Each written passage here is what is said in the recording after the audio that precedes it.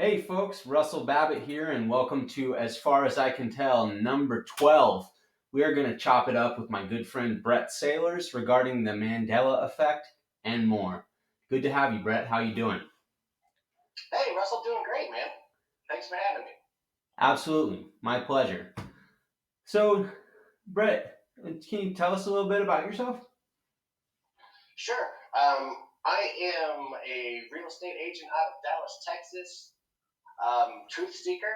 I'm inquisitive type. I would say I'm typically kind of skeptical of anything that comes through mainstream sources, and I like to research things and make sure that I have a better understanding. I don't really take people's word for a lot of things. I like to verify things through my own research. Absolutely. That's the way to do it. I mean, otherwise how do otherwise we're parroting things, then it becomes, well, this is as far as academia can tell.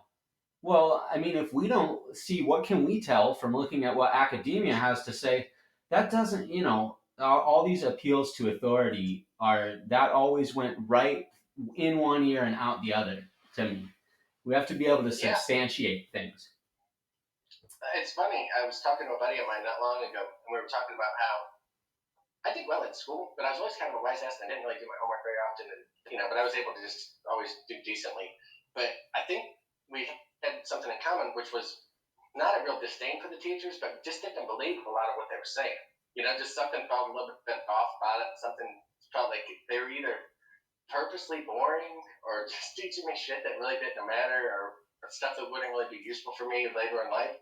And I felt that, like, even at a young age. So, like, when I would talk in class or just jerk off or draw stuff and not pay attention, it was just because I had kind of discerned at a young age that a lot of this shit just wasn't valuable information.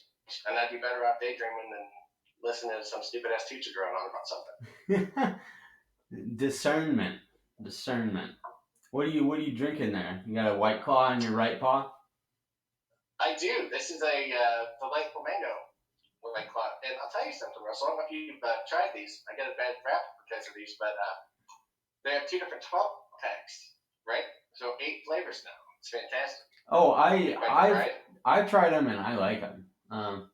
Yeah. I was really hoping they would make a pumpkin spice one, like, just because I thought it was great meme stuff. We were making memes out of Right. making pumpkin Right. spice white claw. You got chicks that Mm-hmm. are like pouring all these beakers into each other trying to figure it out. But they didn't do that. But the flavor is good, and I really like the buzz. I don't drink anymore. I do too. I don't drink anymore, but it's totally like, it's the right amount. It's not too weak. You can actually get Right. faded if you drink two of them and like do it fairly quickly. You're like, oh, okay, I have a buzz now. We're going to put that to the test. Okay, there we go. There we go. So, what woke you up to the ME? I mean, you can go from wherever you want if you want to go to what woke you up Sure. in general, but it doesn't Yeah. matter. It's a great question. I can tell you before I had heard of the Mandela Effect. I know there's been several times in my life where I see something and I'm like, wait a minute, that's not right. And it could be something as simple as like you look at the Ford. A lot of my friends had Ford cars and trucks when I was growing up, and then there was one day where I noticed that curly Q on the line that goes through the F, and it just looked so foreign to me. I'm like, when did they start doing that? So I go on the old Google machine and when did Ford change their logo? Oh, well, they did change it. Thank God I'm not fucking going crazy. Well, they changed it in 1911. So obviously it's been there my whole lifetime. I don't know how I wouldn't have noticed it. It seems bizarre that I have recollections of it being just a straight line, and now it's a curly Q. But that's one of those things that it's pretty insignificant to my life, so I kind of just walked past it. And then it was probably years later that a buddy of mine that said, "Hey, you hear the Mandela Effect?" I'm like, "No, what's that?" We start chopping it up, and I'm like, "Okay, well, I can relate to that." And he told me the Ed McMahon thing. Or first he asked me, he said, "Who was that old guy that did the Publishers Clearinghouse? Those that used to hand out those big checks." I said, "Ed McMahon."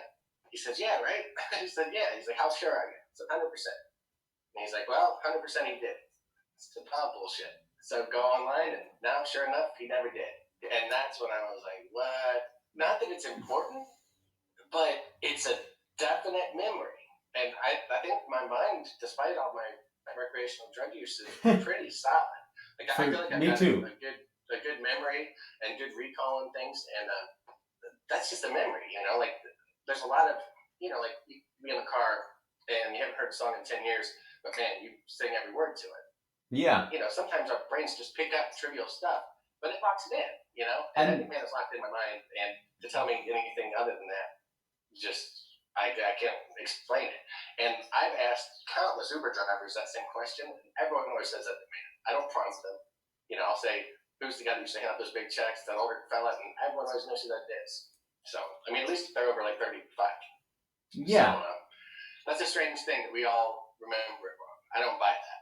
neither do I. And then the residue on things like that is, I mean, Sure, there's tons of it. you have Ed McMahon on TV or on some show going around in a van singing a rap songs about Right. about repossessing the checks because his credit score is shitty and he needs the money back. Right. And Right. then he's going and knocking on ladies' doors and he's going, "You remember that check I gave you?" And they're like, Right. "Yeah." And I mean, that, like, shit like this, it's, you know, when we get into the residue, it doesn't, that's why I think that people who are thinking like the sheep, the NPCs, they may literally have like a different reality presented to them, or their brain might work in a different fashion. I don't think it's just cognitive dissonance. Because if I show somebody this residue and they're like, that doesn't make any sense, or they're like, if you dismiss that, I'm like, I don't fucking think people can be that cognitively dissonant. Maybe. Right. Well, and there was another one too where Johnny Carson, you can still see this old clip where he gets out one of those big checks and signed by Ed McMahon. There's a publisher's clearinghouse check. It's like, man, those guys work together day in, day out. He knows where fucking Ed works. He wouldn't have it be a publisher's clearinghouse check if Ed worked at a different company. You know, like that's not the kind of thing that you would fuck up. So I think, yeah, there's plenty of residue on that one. And it's just, that's a head scratcher because you're like, why? That doesn't matter. It's a kind of a trivial thing, but it matters in the sense, do I trust my memory or can I be convinced that I just remembered it wrong? And I'm one that trusts my memory. Me too. Yeah, and like, I allow for certain levels of error. I allow for error if I'm wrong. That's fine. And if somebody can show me that I'm if they can reasonably say, "Look, you've made an error here, and it's that doesn't make sense," I'll accept that. I'll gladly go, "Thanks for your constructive criticism. I get it. That makes sense to me." But if somebody tells me, you know, "Well, you're just remembering that wrong," and if it was one thing or two things, I would say, "Well, you know, I don't see how that's happening. You can't show me why I'm remembering that wrong." Or I'd say, you know, if I was, I'd probably just accept it. But if it's 10 things, that there's a bullshit level. There's a bullshit level. And if when we stop doubting ourselves, our bullshit level gets much closer to where the real bullshit meter is. Because bullshit is pervasive. It's everywhere. And if you'll allow it to be this high and before you call bullshit, and then once you get used to calling bullshit on things, it just has to go up to there. And eventually you just know. You're like, "No, I know. I know." I was talking to somebody about Bob Dylan, and how, you know, I said he's a dark occultist. He's got to be part of the cultural psychology agenda and all that. And they're like, "No, it seems like he was always trying to awaken people and enlighten people." And to me, I'm like, no, that's beyond my bullshit level. Dylan, be any of these guys, anyone who sells millions of records, being anything but a piece of the system, I can't buy it. Well, it's interesting, and I think Dylan's a great example. I kind of put him in the same like hippie-ish sort of old school vibe with like Grateful Dead, and like to me, the Grateful Dead have a ton of positive messages in their music about, you know, loving one another and being kind and, you know, taking care of each other as we get through life. So I think those are very positive, but they also really promoted drug use a lot. I mean, they didn't specifically like get on the mic and be like, "Hey, everyone on acid," but everybody was. They You know, they like they proliferated acid to a level that's crazy. So even though I think the music's kind of positive, they probably, whether directly or indirectly, contributed to the nation using a lot of drugs. I mean, They how they did those Kool-Aid acid tests, they were involved directly in that. So they and they were disbanded. involved with like Ken Kesey and a lot of those very pranksters that I think were sort of. I think their job was to get people fucking partying. It's Like they really social destabilization through sex and drug culture.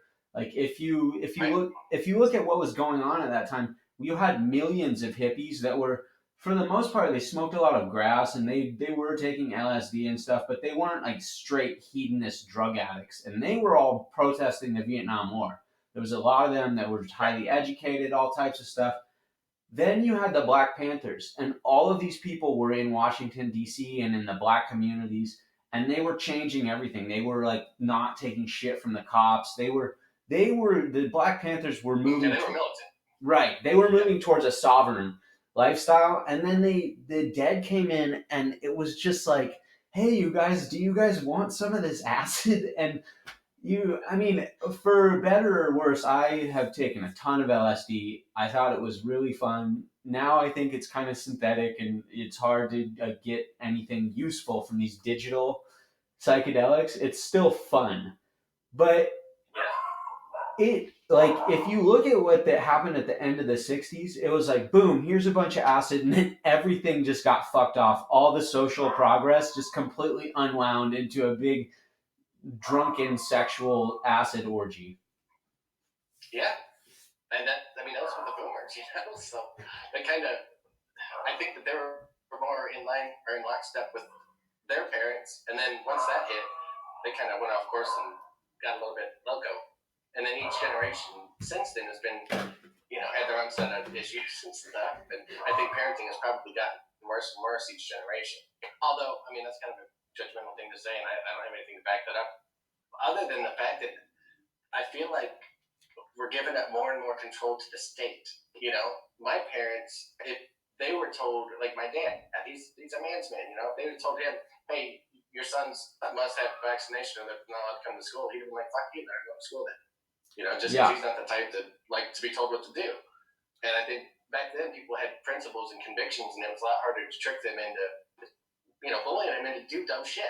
Like I didn't have one autistic kid in any of my classes my whole going to school. I'd never met anybody that was autistic ever, and my mother taught at a school for developmentally disabled children, and there was some kid, there was like one or two that may have had autism, and maybe they had different like ways of diagnosing it at that point.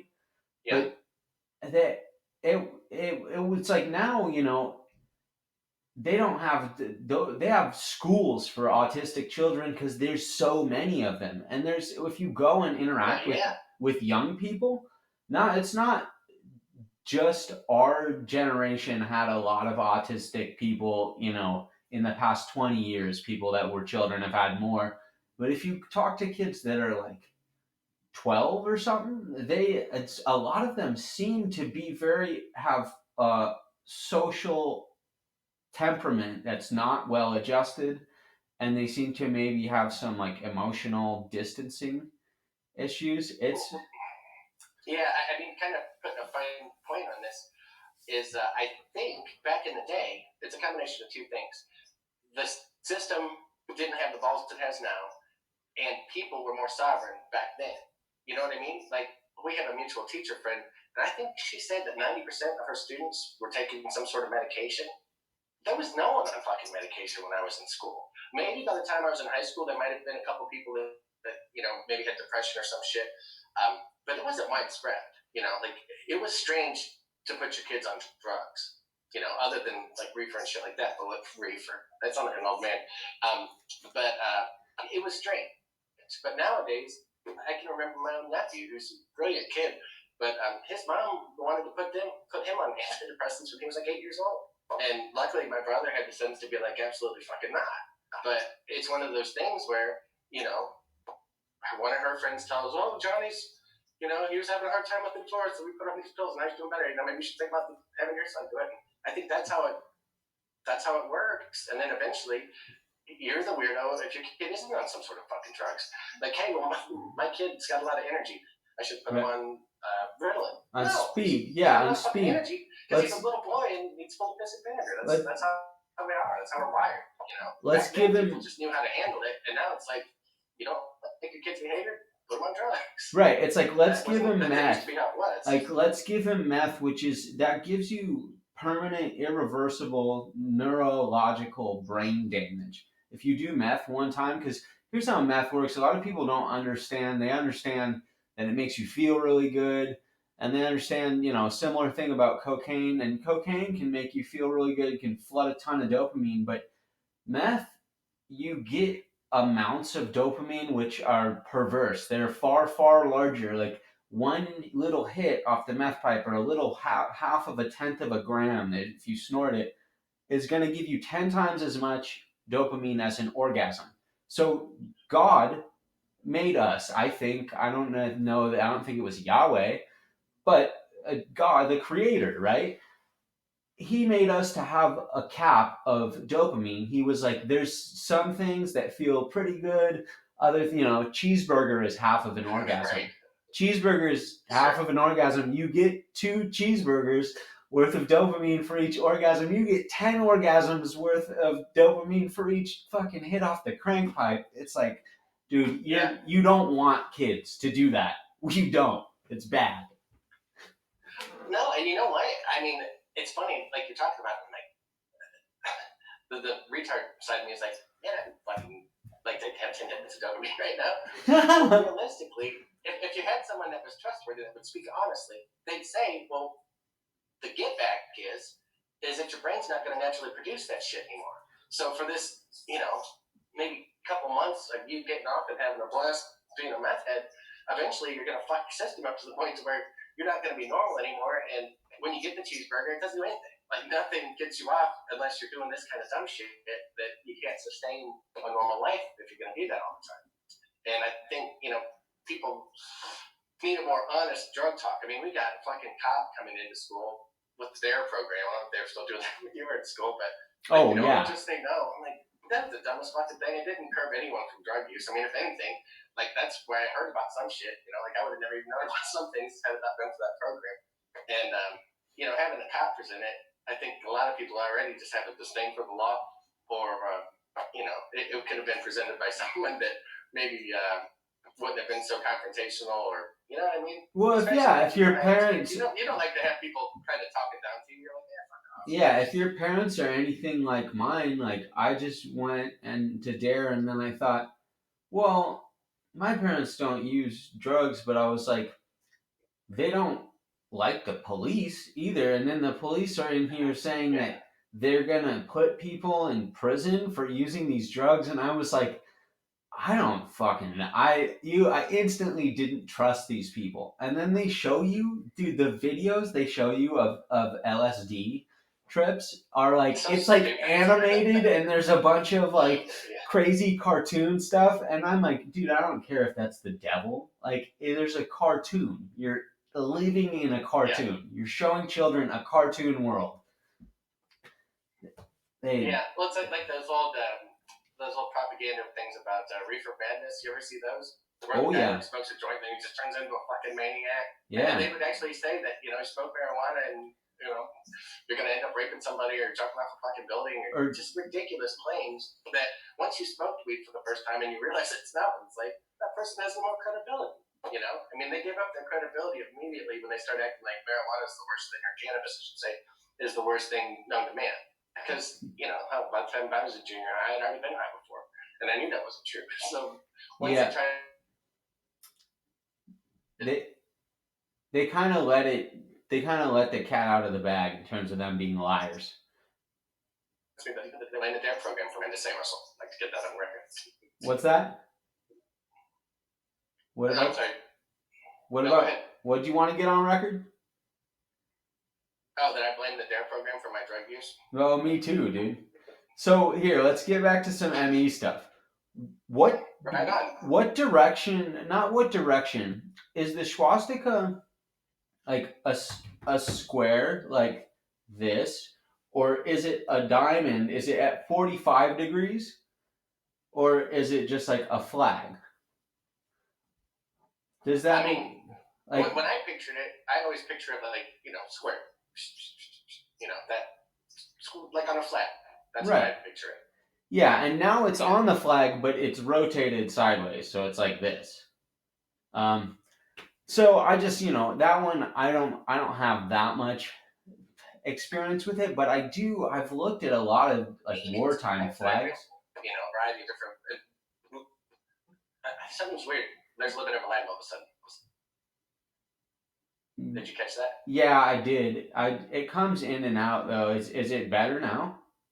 Yeah, it's perfect now. But for a second there, I can see you're just kind of moving like matrixy, sort of weird. Yeah, no, it kind of does that in general.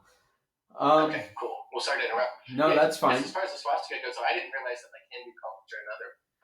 I just thought it was strictly a Nazi thing, and I've seen it a lot of different uses of it, and I've seen it presented in a lot of different ways. So I don't know if that one's a man.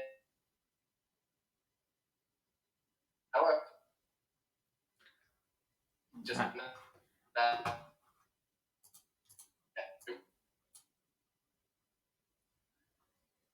Hold on, dude. I couldn't hear you, but now you there now? yes. Okay, so you don't know if that one's a Mandela effect? I wouldn't be certain of it just because that was such a taboo symbol that I'd never really fucked with it much. And I've Yeah, never really delved into it a lot. I mean, I know yeah, I've seen it a lot of different ways, but I don't know that it's changed. I'm just not familiar enough with it to really know. yeah. So the heart is now in the center of the chest, just slightly to the left. Uh, it Yes, that's a good one. it was over here, like directly under the left Always. pec, Yep. always under here.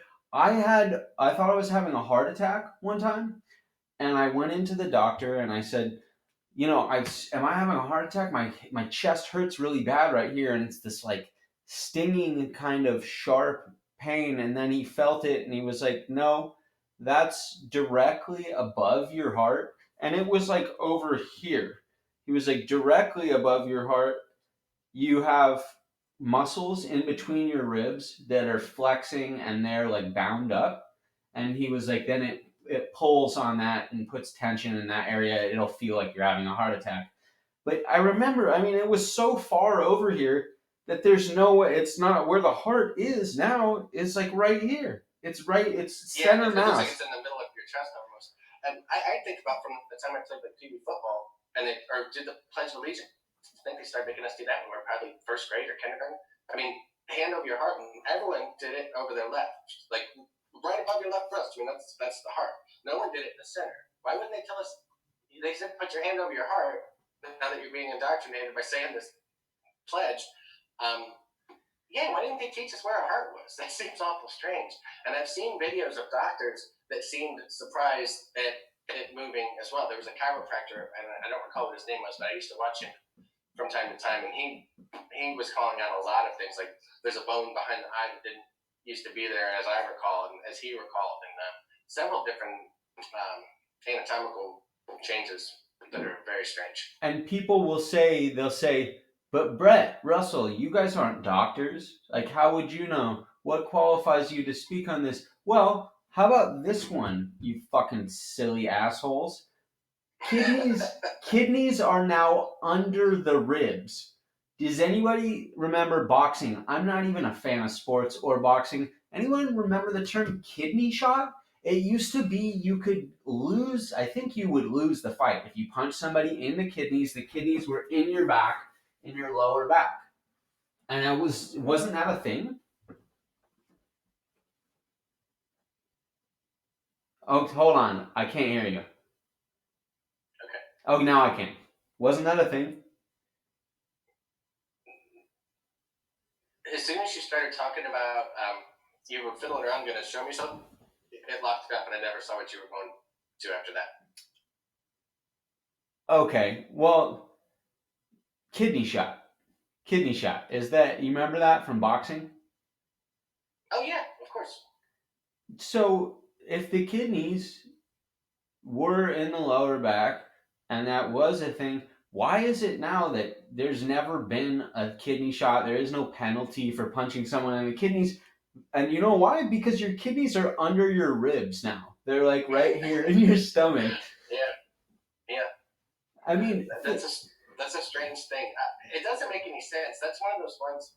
Well, like a lot of the Mandela effects, I don't see what the benefit is other than convincing people that their memories are shit. And I think that's really, if you can do that, it's a lot easier to control people if they don't trust themselves.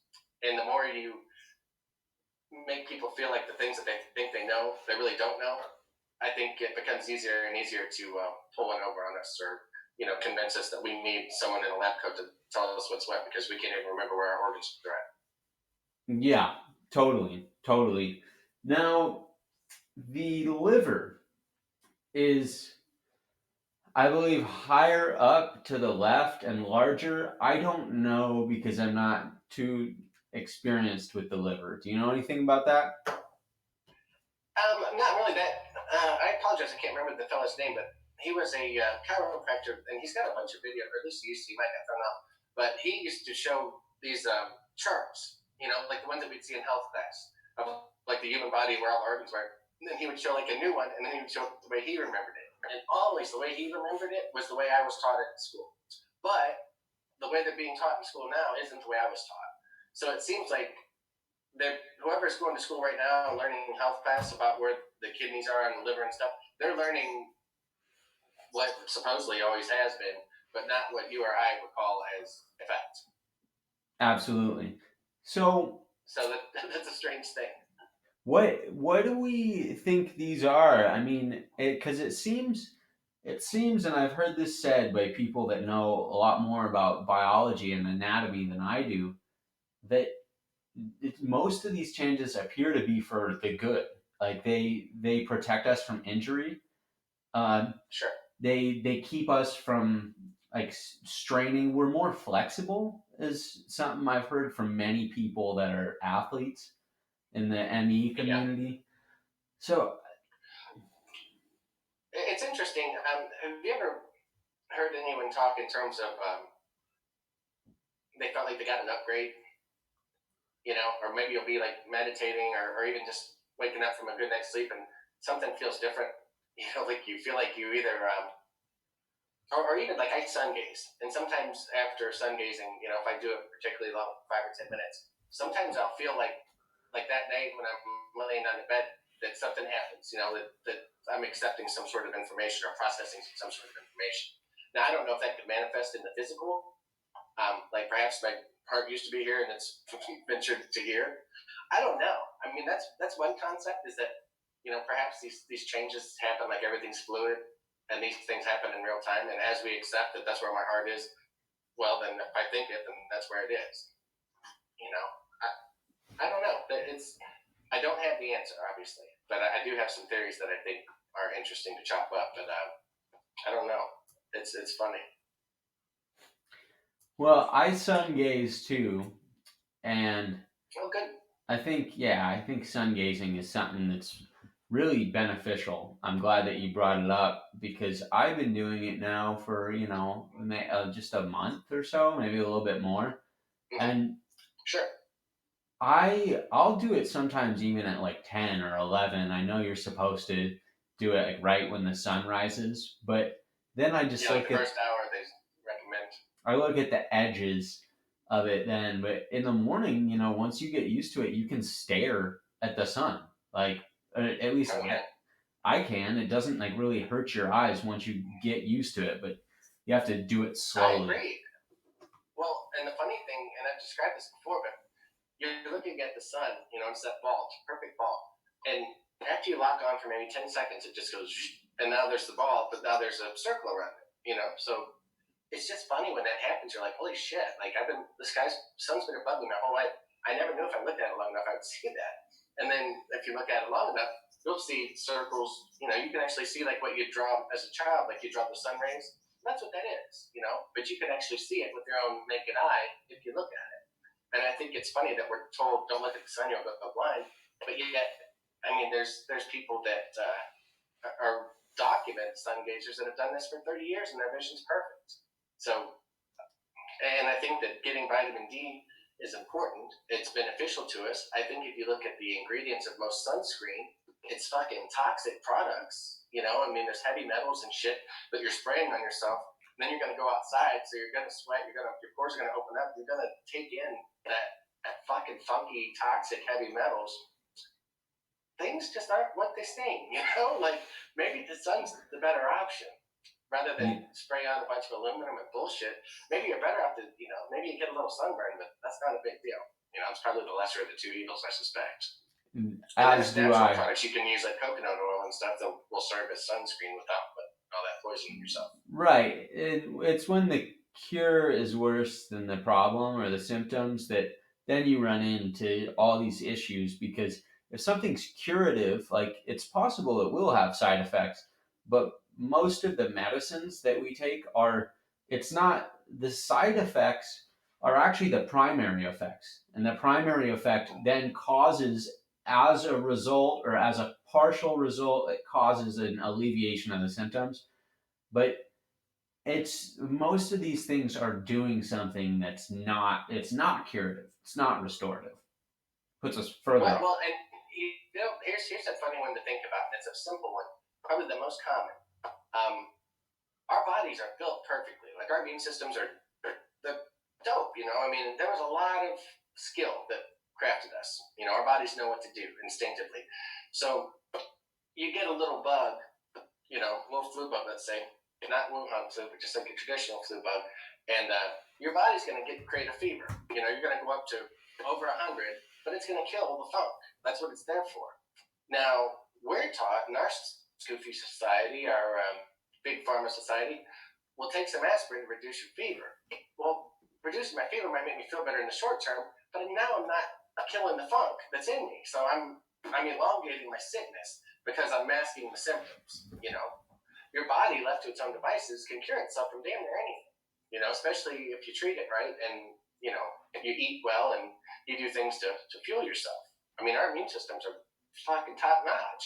We fuck them up when we start ingesting nutritious or non-nutritious foods and processed foods and breathing in chemtrails and drinking in fluoride and you know, putting aluminum in our foods and eating Roundup 24/7.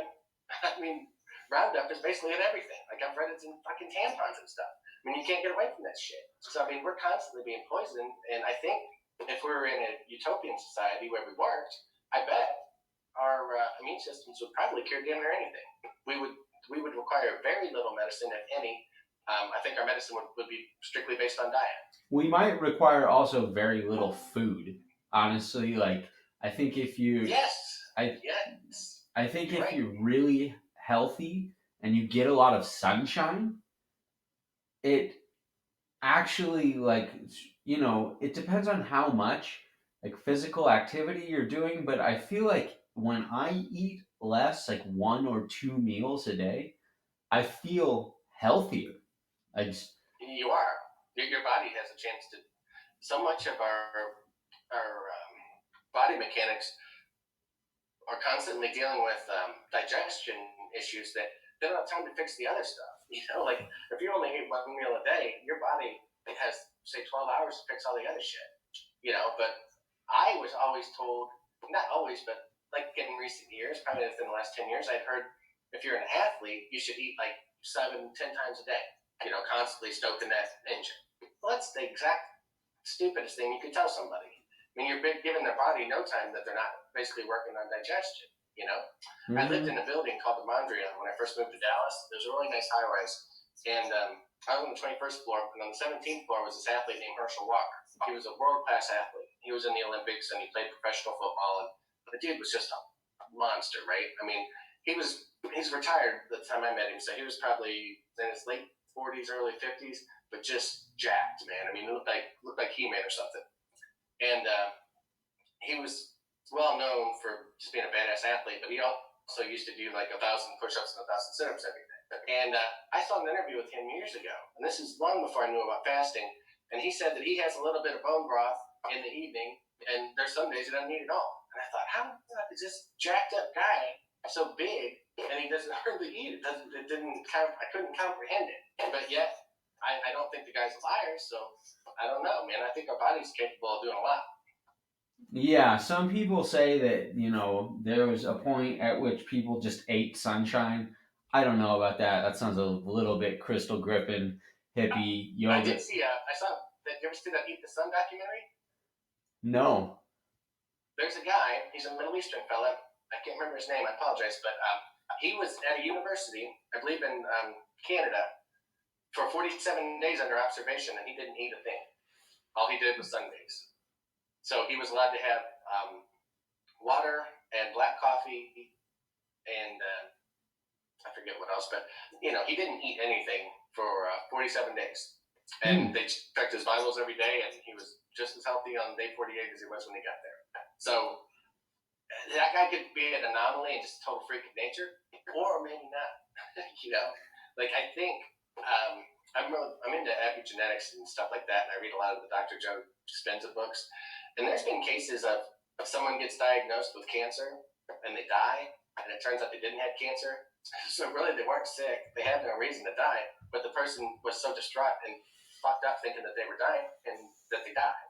Well, and then flip side, someone takes a placebo and they think it's a miracle cure, and all of a sudden the cancer's gone. I mean, our mind precedes all. So it's. I think if you wired yourself to say, I can get sustenance from the sun, I don't know. I have no reason to think that your body, if you could really believe it, know it in your heart. Know it in your heart. Now,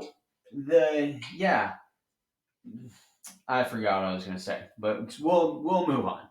South America is about 1,000 miles to the east of where it was. It's now, and here I'm going to pull up a photo of this, and I'm just going to show it to everyone real quick because it does kind of lag out when I go to show the photo, but it's just going to take 10 seconds. Sure. Can I see it? I'm not sure. Here, I can send I'm going to visualize it in my mind. Oh, yeah. Visualize it in your mind, man. It's totally... Everybody, look at this shit. It starts... The Ecuador is like... The furthest west that South America goes now is Georgia. Ecuador is aligned with Georgia. To me, it used to be that Ecuador was like under Mexico. I mean, it was like 1,000 miles off or something. I saw some pretty compelling YouTube videos, and this is back before YouTube got scrubbed. But a lot of the Mandela stuff isn't there anymore, which sucks. But they had some really compelling videos of these international travel agents, and they would have a map that was what they'd use to book international travel, and then they would look at, well, this is the actual map, and dude, people were blown away, and they're like, no, I've been doing this for 10 years, 20 years, that's not right. And they're like, well, this is the map that they're teaching people. This is the map, and these people are just mind blown. And you would think if anyone would know that, it'd be these people that have to deal with this shit for a living. So I definitely think either things have actually shifted physically, or it's just a real big swerve. And I don't know what the point of that is, but I do think Admiral Byrd, if you recall the story of him going over to Antarctica. Yes. And he's on record where he says Antarctica is larger than the United States and Mexico combined. Well, we're not led to think that, or I've never seen a map that shows that. So basically, all I know is the maps we've been given aren't accurate. There could be a lot more world that we just don't know about because we've not been taught it, and we only know what we're taught. Even like doctors, they know what they're taught. So if they're taught something fucked up, well, then the medical system's going to be fucked up because everyone's working under that premise. Oh, I think geography has not been taught to us properly. There's extra land, but they just won't let us go near it. It's not, people don't. Right. When That's we say we can all agree on that. When we say can agree on that. Extra land, people think like, where the fuck would it possibly be? Because to most people, to most everyone I talk to about Antarctica, I can't even get them to believe that the Antarctic Treaty is a thing. They're like, you can go there. Right. No, you can go there. It's just if you don't have the right boat, they won't let you near it. Or so. And I'm like, Right. Right. no, Oh, it's they not. do travel packages over there. Have you heard that one? Oh, yeah, Dude, you can travel over there. they have one plane and it has no windows on it. So this is, I accept that they're flying you to maybe a piece of Antarctica, maybe, A but small piece. how are you supposed to even know where you're at?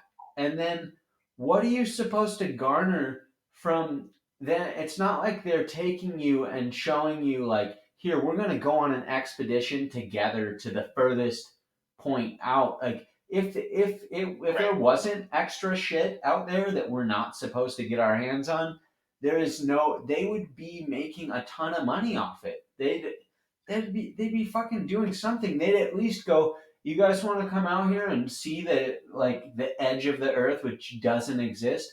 Fine, do it, Right. you idiots. Well, so something I always thought was funny too is Admiral Byrd, and again, take it for what it's worth, but the guy was a highly decorated military person. I mean, the guy had done a lot of things, and he was trusted to basically run our entire navy. So, I mean, that guy should. I listen to what he says, and he said there's more natural resources in Antarctica than we had in our country. So, we're led to think that it's nothing but ice and penguins and shit, but I suspect it's a large enough mass to where there's probably rainforests, all kinds of shit. Like it's probably large enough that different parts of it have different climates, is what I suspect. Yeah, well, according to So him, that's what it it's a is. shame that we don't ever get to see it. I mean, it Yeah, might be a whole other world. I he mean, says I'm it's sure a it is. jungle. He says you go deep in enough and you go over a hill and you like walk and then you look down there and you're like, holy shit! Oh my gosh, there's Yeah. a jungle over here. So what Yeah, about I used to when I watched Game of Thrones and you'd see the ice wall. I used to wonder if that's what part of Antarctica looked like. I'd imagine that's sort of like that. what about this one? It's a beautiful day in this neighborhood. What? No, that's another one that 100%. I used to watch that show after school. I've seen it so many times, and I know it's a beautiful day in the neighborhood. Big THE for 100% certain. And the first time I saw that Mandela, I thought that was one of those bullshit ones because the reason that Mandela is one of the reasons it's a real thing is because people try to insert things that don't belong there. Like there are Mandela effects that people make up. They're like hoax ones, bullshit ones, just to kind of discredit the entire movement. Like they make some really stupid things that don't exist, so that someone that's objectively looking into it, if they come across one of those videos, they'll be like, "Oh, this is some corny nonsense," and that's that. So, yeah, I would say beautiful day in the neighborhood, 100% certain of that. Like when I hear him say this, think about it. That's not very inclusive. I mean, Mr. Rogers is supposed to make you feel good, and whether you were rich or poor or whatever. It's a children's show. Yeah, he thought to everybody. You didn't have to live in his neighborhood for him to, Yeah. include you in the fun. And it's just exactly, and it's just to me, it's just everyone remembers the song. It's a beautiful day in the neighborhood, a beautiful day in the neighborhood. The. That was a catchy song, and a lot of people sang it. Yeah, it's these. A lot of times, it's repeating things. Mirror, mirror. It's and like that. What is it? Magic mirror on the wall. Yeah. The first time I heard that, I'm like, no fucking way. And that's been that just sounds so. You know what I mean? Like it's like nails on a chalkboard almost. Like you hear something, that's not right. Like you just feel it. Like you're like, it's not like I'm on the fence. Like, oh, is that what it was? I like it's distinctively. I'm like, oh, no, that's totally wrong. There's no way in the world that's what I grew up with. So totally. Yeah, that's another really good example. So we're gonna go through now. I've got a picture here to help us. Cool. My friend. Okay. Oh yeah, nice. My friend, her mother drew this, and she's way into. It's pretty good. I know she's way into Q, but we'll forgive her for that. Okay, sure. Hey, you know what? There's parts of it I really like. Yeah. So this. What about Mandela? When did he die? know what? That's one of those ones that didn't really, although it's named after him, that one didn't really ever do it for me. I you could convince me that he died in jail. I The one thing wasn't is, though, paying I kind of attention. remember comedians. I remember comedians making jokes about him getting divorced. Like the joke was that he could be in prison for 25 years, but he couldn't live with his wife for like a year without having to divorce her. And that joke wouldn't make as much sense if he would have died in prison. Yeah, I just wasn't paying attention. He could have died. Yeah, right. Like yeah, South African politics wasn't a big thing for me. Yeah. Sex. It's now Sex and the City. That's Sex in the Now City. that's one where that's one of those kind of throwaway ones, I think, because those two words are so interchangeable, and they're neither of them are an emphasis word. You know what I mean? And in. I mean, I don't really give a fuck. I guess file it under that. It could be either one. I used to think it was Sex in the City, but Sex and the City. I mean, I guess New Yorkers think that's the greatest place in the world, and that could almost be their character on the show because the different, they go to the meat packing district, they go here, they go there, whatever. But they did kind of make a big deal to spotlight the city a lot, so it could have been either one. I wouldn't have noticed. For sure. So one syllable word, I don't, whatever. What about Kit Kat? That one's a weird one for me. That looks a little bit off. That doesn't look how I recall. I don't know what it is now. I think there's no dash or something now. Yeah, there isn't. But when I see the two, side by side, one of them looks good and the other one doesn't. And I think it's the dash looked good and the other one didn't. Yeah, I think that one, I'm with you. Because certain ones of these, like, these are Mandela effects. There's no right or wrong answer. You and me, yeah, well, and we can be we can be affected.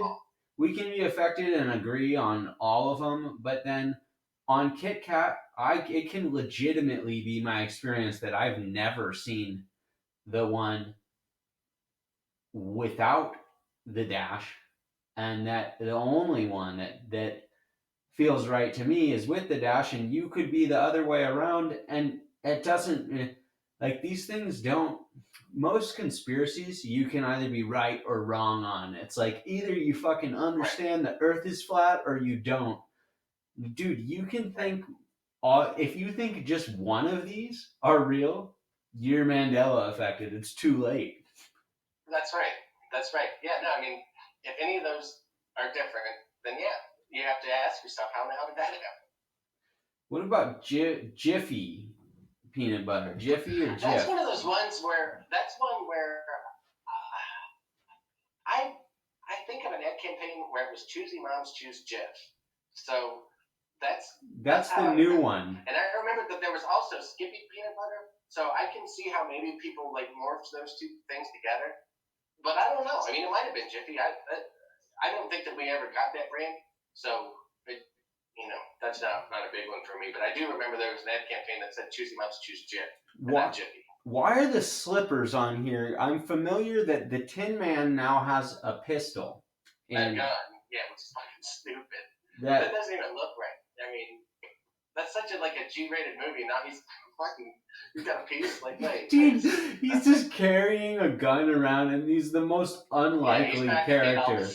It's just not congruent with who he is at all. He's this pussy. No, and when I saw that, it almost made me laugh. Like, I thought, that's just some dumb shit. Like, someone's just fucking around.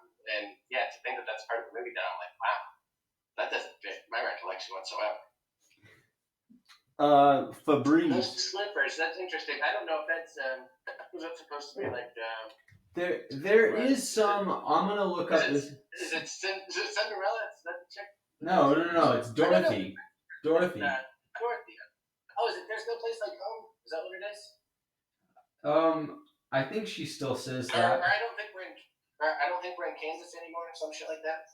Well, I mean, she says both those things. I'm not sure if she still does, but yeah, I think one of those she might not say anymore. She says a different version of it. Okay, so hold on, I'm looking at this. Well, I guess it's the color of the socks or something. I'm not even sure. I've also heard that this as well as other things went from black and white to color or color to black and white. The the invention Well, of it did in the movie. photography. Like in the movie, like the big thing was when she got to Oz, boom, now everything was in color, and that was kind of a big deal because everything was in black and white prior to that. So that was, I mean, that was part of That's the movie. true. That's true. So it must, yeah, that movie was always like that. But Yeah. there's the invention of photography now seems to go back a lot further than I remember. Uh, I'm not sure that's exactly an when. interesting thing too. I've noticed that too, and I don't know if the dates. I mean, here's the thing. This might sound ridiculous, but the only proof I have through everyone that I know, I can only prove that life, as we know, goes back to the 1600s. That's as far back as anyone I know can trace their family's lineage, and that there's been documentation passed from family to family of someone that I know. Okay, so based on that, anything prior to that, I'm just taking a flyer on and just taking someone else's word for it. I don't know. As far as I know, life might have started in the 1600s. That It just depends. I mean, do you believe that the Big Bang happened, or do you believe evolution, or do you believe that it's a simulation? I mean, shit, if it was a simulation, life might have just, life could start anytime. And the Mandela could be that they changed the game, and then this version, our hearts are here. And, it's interesting. I think that it's a simulation is like a that's one way to put it, but I think I think it's a closed system that is it takes care of itself in the Yeah, fashion that a simulation would. It debugs its own code. It carries out administrative functions, but it seems to run like a script. So that doesn't mean, so does nature though. So does, that's why we have the Schumann resonance. That's why there's certain things, underpinnings that hold things down. And so when sure. people talk about it like a matrix, like it's a computer program, to me that's going a little bit too far. I'm not sure, but I'm with you. I mean, that would be a way that, like, for instance, like, here's the Mandela Effect. If you look at, like, the biblical verses that have changed, okay? For me, like, Isaiah 11:6 was always the lion and the lamb.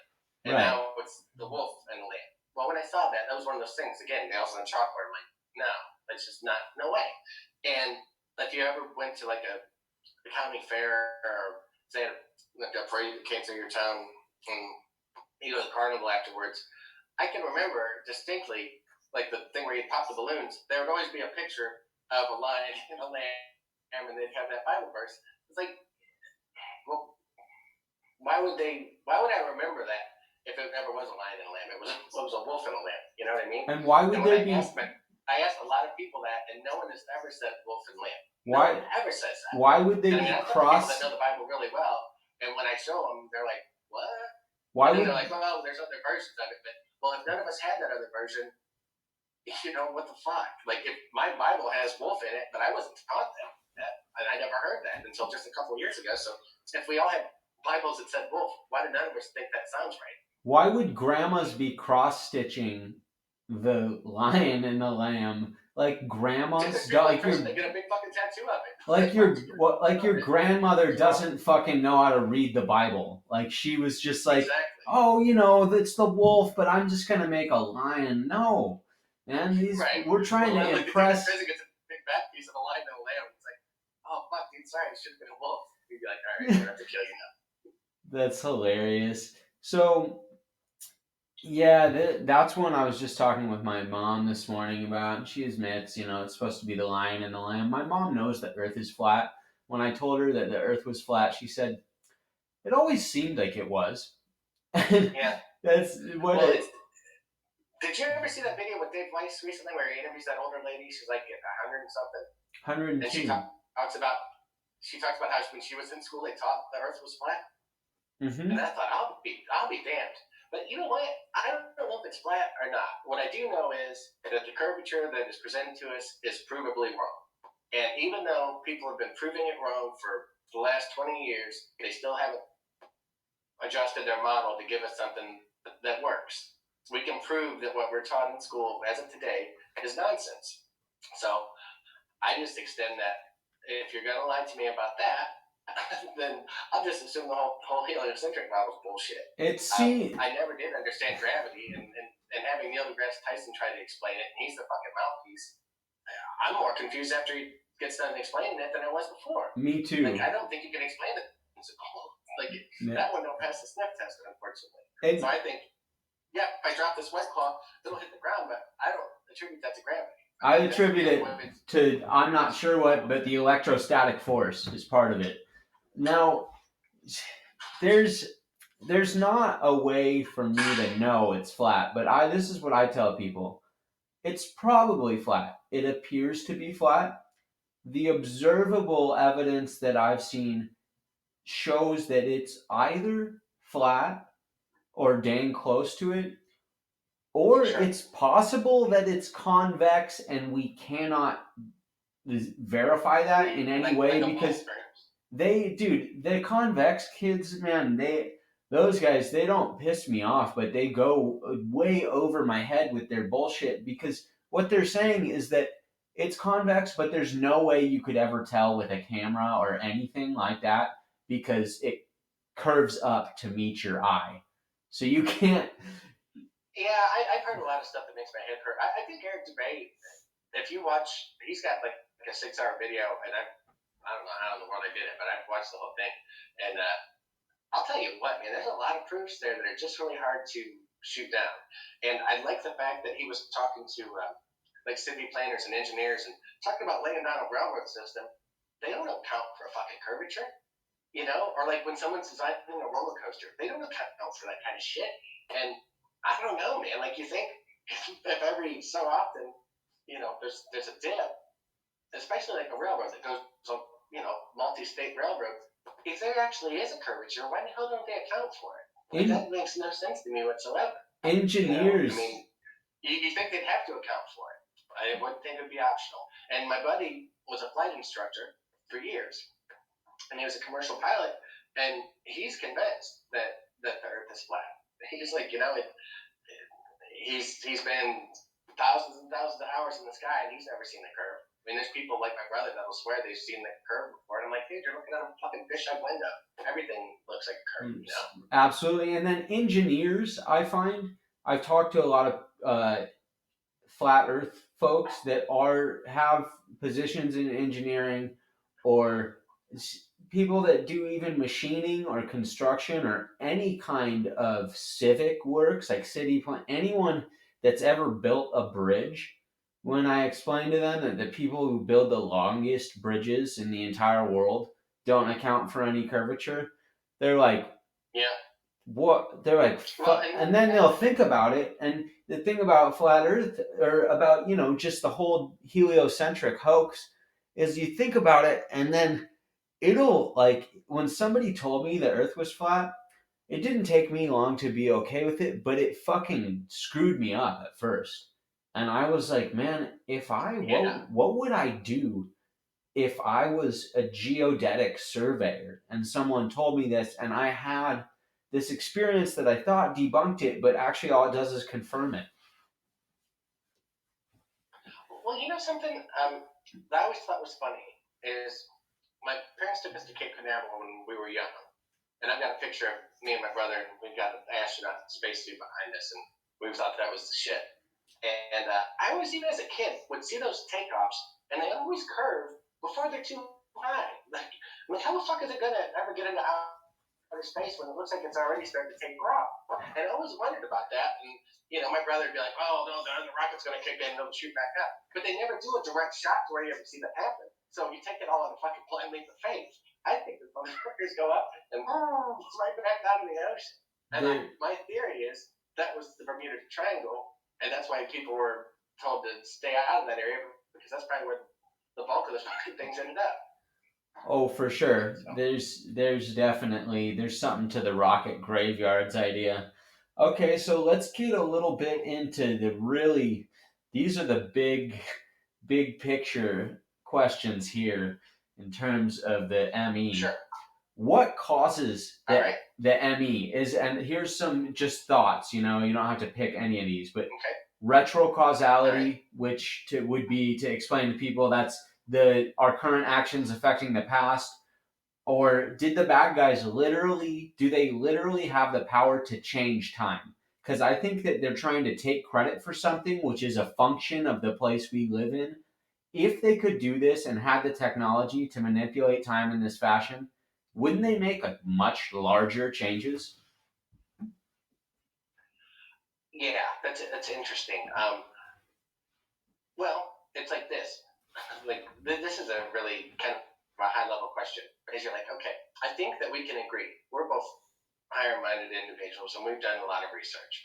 We can agree that our food isn't as nutrient rich as it once was, and that Monsanto has the seed game on lockdown, globally.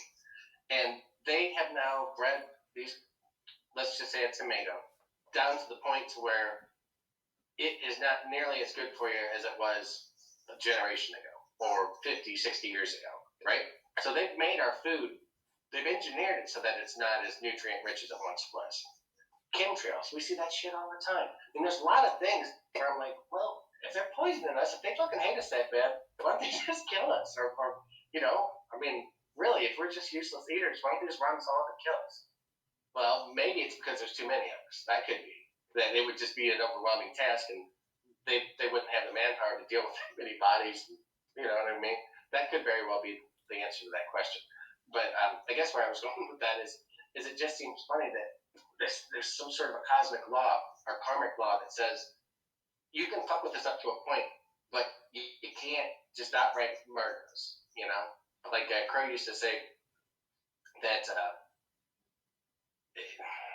a lot of the things that they would do would be to signal what they're doing to us. Like they have to almost foreshadow it to escape the karmic retribution.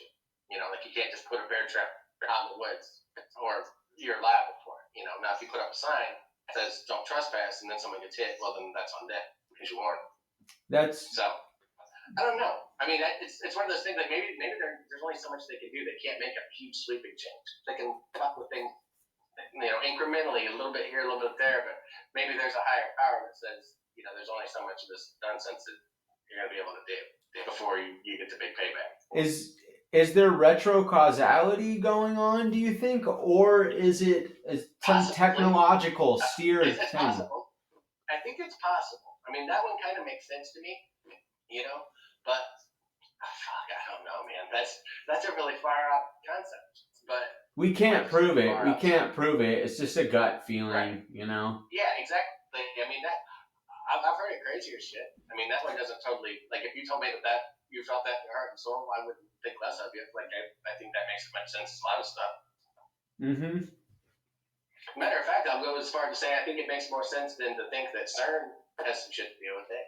I don't think that their, particle collider is causing these. I don't think that's causing my Bible to change, and I don't think it's causing television programs to change or I don't even know if their particle collider is colliding particles. Like after looking into electron microscopy, which I'd like to get somebody who is way smarter than I am to come and talk to me about it. Yeah, that's outside of my pay grade. It just seems like those things aren't real. So then as soon as I hear people, I'm an atomic physicist, it's like an astrophysicist. I'm like, dude, I don't know. Like, if you can't answer these basic questions, then I just fucking it's such complicated stuff that it doesn't. Like, you're familiar with the double slit experiment?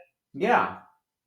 Okay, so that again, it goes back to a really simple notion, which is mind precedes all. If it's not observed, it'll work a certain way, right? 10 times out of 10. But as soon as you observe it, it fucking changes. So our observation has a direct impact. Like we can see a pattern when something's unobserved, but then as soon as you observe it, it fucking changes. And I know I'm not very eloquent in my description of the double slit experiment, but you get what I'm saying. Yeah. Science is pretty bizarre, man. Like our mind enters into that in ways that I think it's hard for some of us to get our heads around. And you know, when you look at people that talk in terms of quantum things and how there could just be infinite things happening at the same time, you know, that there's this conversation is taking place a million other ways with just slight tweaks. I don't know. I mean, to me, that seems really far fetched, but I can't say it's not happening. I don't know. It's possible. Totally. So, I interviewed my mother. She wouldn't actually come on the podcast, but she Wise woman. she did give me some answers as to specific Mandela effects. So she said Mandela died in 2016. She said Steen, not Stain, bears. What do you think? I agree. Okay. Yeah, that one, Berenstein for sure. That's when I saw Stain, I was like, it looks wrong and it sounds wrong. So that's a double whammy. Like, yeah, that one. And I can't understand why that makes any sense. That seems like such a trivial thing, and it really doesn't have anything to do with me. I don't have children.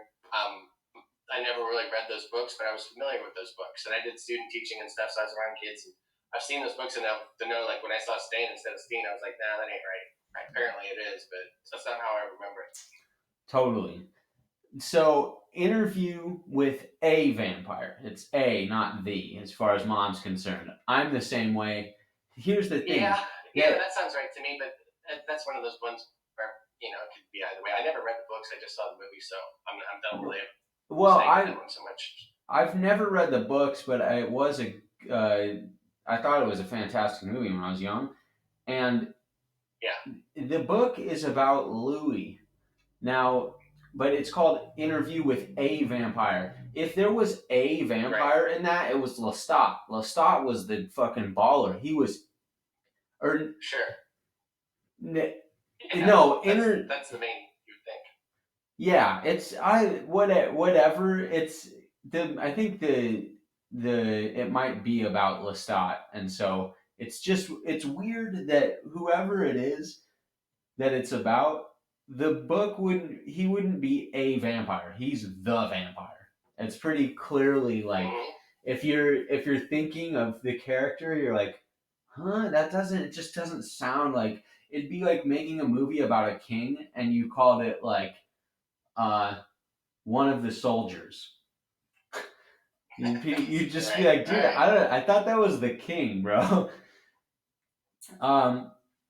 Forrest Gump. I think we're all in agreement on that one. Yeah, Forrest Gump. Life is like a box of chocolates. I agree, 100%, Mom. 100% that. I agree. We already said mirror, mirror. Yeah, when I heard was does not, that one doesn't sound right. Yeah, sound right at all. He's retarded, but his mom is not retarded. He's quoting his mother. He's like, Mama always said life was like a box. You're like, dude, that makes no sense. That does not seem like something she would say. And it's not... That line was so incredibly important to, people that are from our generations. We were like, oh, that's Academy Award stuff right there. Yeah. You know what I find funny about that movie too is that Sally Field, she was that's another Mandela, is Sally Fields. Now it's Sally Field singular. That's strange, but she used to be on this show a long time ago, and it precedes me, but I knew of it, called The Flying Nun, and she's had a reputation for really being a good girl. But in Forrest Gump, if you'll recall, she ends up humping the principal so that he can get into school. Which I thought, she certainly didn't get typecasted in that role. She didn't usually play roles like that. Yeah. So it's kind of funny to think like how dirtbag the system is that you have to go fuck with the principal so your kid can get to go to school. Like, what the fuck? It's a creepy world we live in, my friend. It's America. We're gonna need a bigger boat from Jaws. That is now they're gonna need a bigger boat. Or now it's you're gonna need a bigger boat. It was, and I agree that it used to be we're gonna need a bigger boat. I mean, that makes no sense. You're on a boat with the guy that you're saying this to, and you're about to be eaten by a gigantic, ravenous beast. And you're like, you're gonna need a bigger boat. I'm good on this tiny ass boat that the shark's gonna eat, but you, Yeah, they buddy. were a crew. It made more sense to say we were going to need a bigger boat. So yeah, that doesn't seem right either. That seems strange. Dilemma, my mom remembers it as the new spelling, not dilemma. So does she remember without an N or with an N? Without an N. Okay, now see, I'm the same. I remember it without an N, but a friend of mine, a good friend of mine, a guy I've known for my whole life pretty much, he remembers it with an N. And we had that conversation back when we were talking about Mandela, this years ago. And he was like, dude, I just remember because I just remember sitting in class going, that's so fucking stupid. Why is there an N there? It doesn't. You don't say it with an N. Why do we have to have an N? And he was like, struggling with that. So I don't know. I mean, that's one of those things that they could have been there, and that's how little I gave a shit. I mean, that's really not a word that I wrote very often, like in papers or anything. So that one could have got by me. It's possible. That one I have.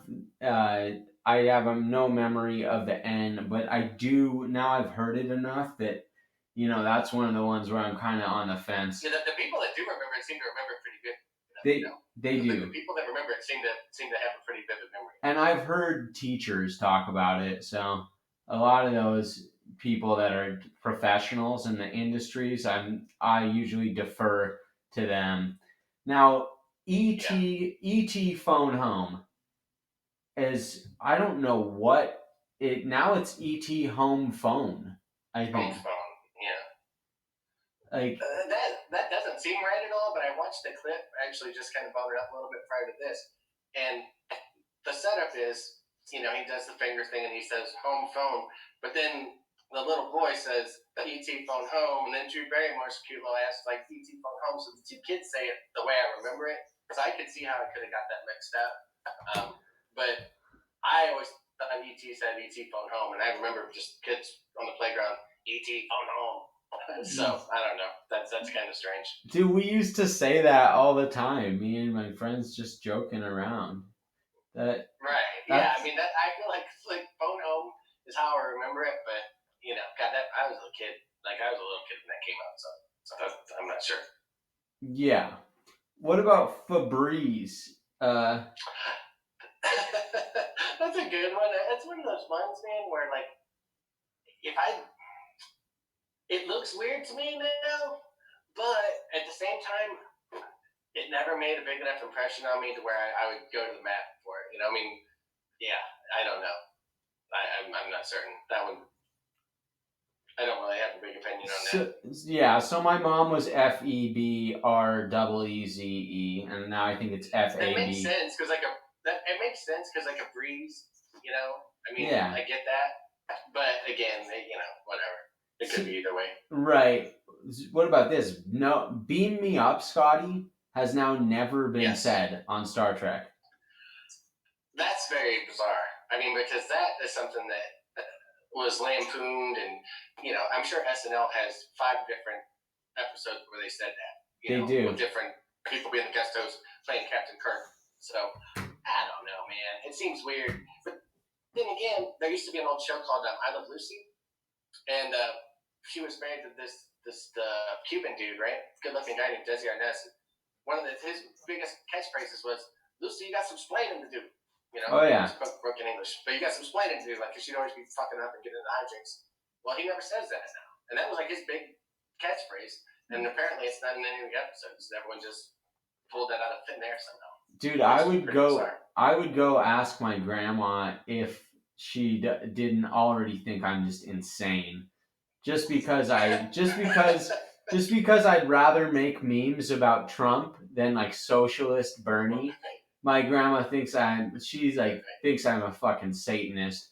Much less if she knew what I thought about, World War II and other things, she'd be like, "What? Huh?" I don't tell her what shape I think the Earth is or anything. So I'd have to covertly ask. I'd have to be like, "Grandma, you remember when Ricky used to say, 'Lucy, you got some explaining to do'? And she'd be like, well, yeah, of But course. And then I'd just be like, oh, okay. Well, cool. I was just wondering if he said that or not. I wouldn't yeah, tell her, like like, no, you actually, go now and he, like go on YouTube yeah, or even go on Google and it'll say no, he never said that. Also, that's a double one. His name was Desi Arnaz, and it used to be Arnez. And if you think about any Hispanic name you can come up with. Hernandez, Rodriguez, just any Hispanic name. A lot of them end in EZ. yeah, Well, now his name is Arnaz, Arnaz. I can't think of one other Hispanic name that ends with AC. And I mean, I've put a little time into it. And like my yeah. buddy, his name's Delgado, and I asked him, he's like, no. He's like, it's easy, dumbass. I'm like, no, motherfucker, it's not. So you're the dumbass. But yeah, that was one of those ones. Like it just seems I don't understand why it changed, but it seems like it did. So, what about there is 6 holes in the human skull? You won't be able to see it, but you can imagine it. But I'm going to show it here for 10 seconds. Okay. Okay, folks. Here we have the human skull, and as you can see, there are holes beneath the teeth, the lower chin. There's one on each side. There's several in the front of the skull. You can't really see them so well on this one, but you can definitely see one there on the front. Do you remember any holes in the skull other than I remember there was some here where these, the mandible or whatever, your jaw connects. But do you remember holes? 2 holes right here? No, that doesn't. I can't even imagine what the use of that would be. Yeah, it's there's just the anatomical changes are like even the geographical changes. That's really crazy because Lucy, you got some splaining to do. ET home phone.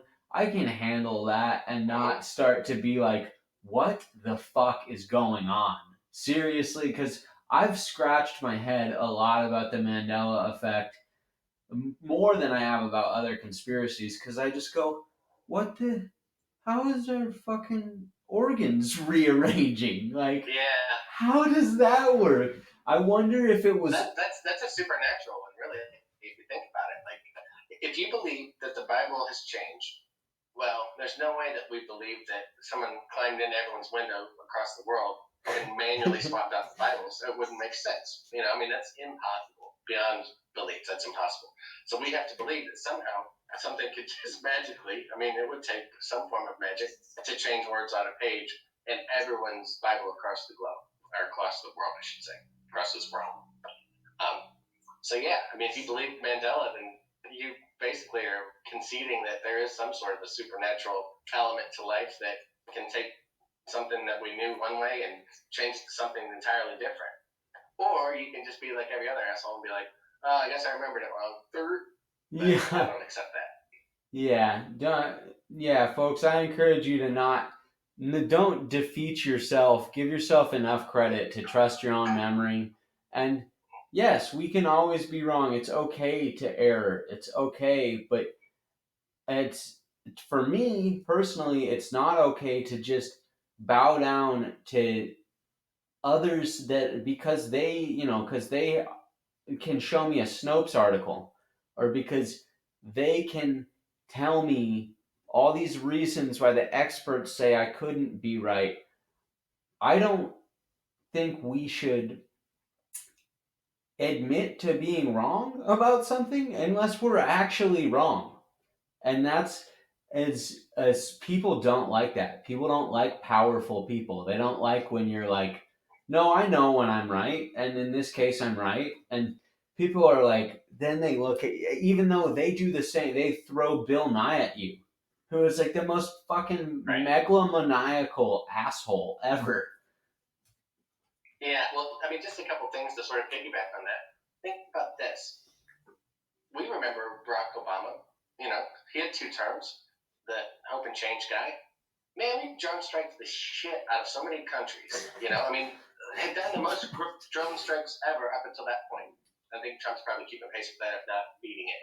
But anyways, we were bombing people the whole 8 years, and then that motherfucker won a Nobel Peace Prize. So that lets you know that the people in the lab coats don't necessarily always tell you the truth. I mean, years from now, generations from now, people will look back and assume that we were at peace during his presidency. Because how else would you win the fucking Peace Prize? Well, we were there. It wasn't a peaceful time. We were at war his entire both terms. But yet, when you look back on it, people are going to be like, well, that can't be right. You know, they're kind of setting it up to be able to retell the tale the way that they want to frame it as opposed to how it actually was. And I mean, there was a time when doctors used to say that smoking wasn't bad for you. Well, now there's been enough testing that we know that that's absolute bullshit, and that doctor was just taking a payout, Philip Morris or whoever, and lying for pay. So, you know, the days of just bowing down and saying, okay, well, you're the guy with the lab coat, or you're the guy with the degree, and this or that. So I'm not going to trust my own instincts or trust what's provable. I'm just going to defer to you. Well, I think you're silly to do that. We're all very powerful, and if we have this stick-to-itiveness to try to learn something, we can learn anything. Totally. And taking people's word for it, you get what you get. Now, I got to boogie here in a few minutes and walk my dog. All right, well, they get me too. I don't know if you noticed, but my phone's blowing up. Oh, is it? Yeah. All right, cool. Brett, it's been wonderful. I hope that you'll come back again. This is one of my favorite ones that I've done. I really like just shooting the breeze with you. It's fun to chat with you, man. All right, man. Everybody, if you want to help me out, my PayPal is www.paypal.me/Russell Babbitt. Brett, can people give you money? No, hold on to your bread. Give it to Russell. If you see me on the street, buy me a drink. Buy Brett a drink. All right, guys. Keep the white claw in your right paw. This has been, as far as I can tell, number 12. And that's our 2 cents, baby. You can spend it how you want.